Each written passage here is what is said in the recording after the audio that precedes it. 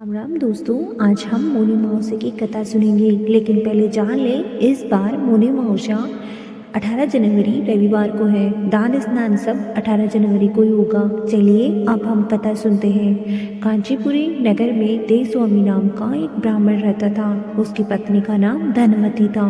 उसकी पत्नी पतिव्रता और धार्मिक स्वभाव की थी। उसके 7 पुत्र थे और भगवान की कृपा से उनके घर एक सुशील, सुंदर और गुणवान कन्या ने भी जन्म लिया। उसका नाम उन्होंने गुणवती रखा। गुणवती बचपन से ही शांत, सरल और दयावान स्वभाव की थी। देवस्वामी ने 7 पुत्रों का विवाह करने के बाद अपनी पुत्री के विवाह के लिए योग्य वर की तलाश में अपने बड़े बेटे को नगर से बाहर भेजा।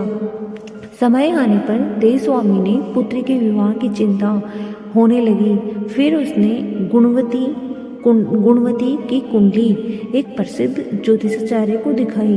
कुंडली देखकर ज्योतिषी गंभीर हो गए। उन्होंने बताया कि गुणवती की कुंडली में ऐसा दोष है कि विवाह के उपरांत ही यह कन्या विधवा हो जाएगी। यह सुनकर माता पिता बहुत दुखी और व्याकुल हो गए। पुत्री की भविष्य की चिंता ने उनके मन पर गहरा घात कर दिया। ज्योतिषी ने उन्हें सांत्वना देते हुए कहा कि ये दोष अटल नहीं है, इसका उपाय संभव है। फिर ज्योतिषी ने उसका उपाय बताया कि सिंगल द्वीप, जो अभी श्रीलंका है, वहाँ एक सुमा नाम की धोबी रहती है जो पुण्यात्मा, सत्यनिष्ठ और भगवान विष्णु की अनन्य भक्त है।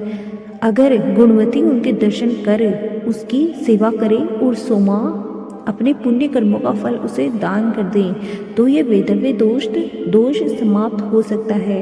ये उपाय कठिन बहुत है, लेकिन असंभव नहीं है। ये सुनकर देवस्वामी ने अपने सबसे छोटे लड़के के साथ अपनी पुत्री को सोमा धोबिन को घर लाने के लिए सिंगल द्वीप जाने के लिए भेज दिया। वे दोनों समुद्र के तट पर पहुंचकर समुद्र पार करने का उपाय सोचने लगे, लेकिन उन्हें कोई उपाय नहीं सूझ रहा था। थक हार कर दोनों भाई बहन भूखे प्यासे एक वट वृक्ष की छाया में उदास होकर बैठ गए। जैसे तैसे लंबी और कष्टदायक यात्रा के बाद वे सोमा के घर के पास पहुंच गए। वे दोनों पास के ही जंगल में झोपड़ी बनाकर रहने लगे। उन्होंने अपनी सेवा से सोमा को खुश करने का प्लान किया।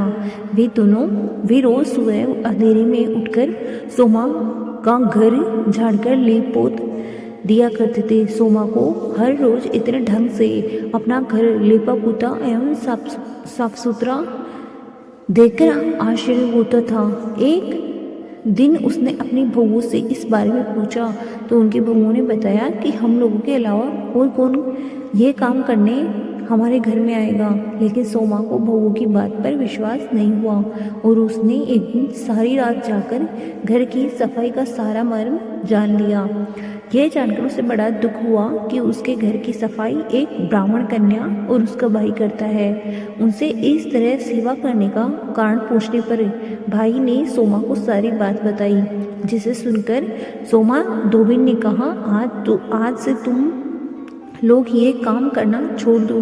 मैं तुम लोगों की साधना और सेवा से प्रसन्न और विवश हूँ। अब तुम्हारी सेवा किए बिना मुझे आराम नहीं मिल सकता। सोमा उनके आग्रह पर दोनों के साथ घर जाने को तैयार हो गई। जाते समय उसने अपनी बहू से कहा कि अगर मेरी अनुपस्थिति में किसी की मृत्यु हो जाए तो उसके शरीर को खत्म मत करना। कुछ देर बाद सोमा दोनों भाई बहन के साथ वह कांचीपुरी पहुंच गई। दूसरे दिन गुणवती का विवाह संपन्न हुआ और सप्तपदी होते होते उसके पति की मृत्यु हो गई।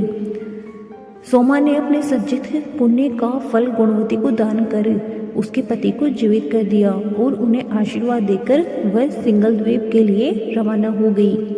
संचित पुण्य कम होने से सोमा का पुत्र और पति की घर में मृत्यु हो गई। ये जानकर नया पुण्य संचित करने के उद्देश्य से वह रास्ते में एक जगह रुकी। नदी के तीर पर एक पीपल के वृक्ष की छाया में भगवान विष्णु का पूजन किया और पीपल के वृक्ष की 108 परिक्रमाएं की।